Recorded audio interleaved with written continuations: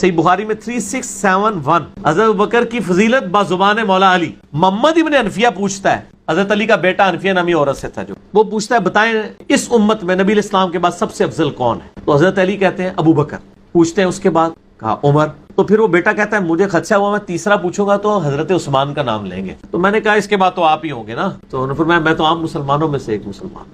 अलबत्ता चूंकि मौला अली खुद कह रहे हैं कि मैं अबू बकर उमर को अपने आप से अफजल समझता हूँ, तो मेरा ख्याल हमें मौला अली का साथ देना चाहिए। रुको जरा, सबर करो। हजरत अबू बकर सिद्दीक का कौल है बुखारी में, अब्दुल्ला बिन उमर कहते हैं कि हजरत अबू बकर फरमाया करते थे मोहम्मद के कुर्ब को अहले बैत मोहम्मद के कुर्ब में तलाश करो। मुझे बताएं जो रसूलुल्लाह सल्लल्लाहु अलैहि वसल्लम के कुर्ब को उनके अहलुल बैत के कुर्ब में तलाश कर रहे हैं खुद, क्या कभी वो ये दावा कर सकते हैं कि हम अहलुल बैत से अफजल हैं?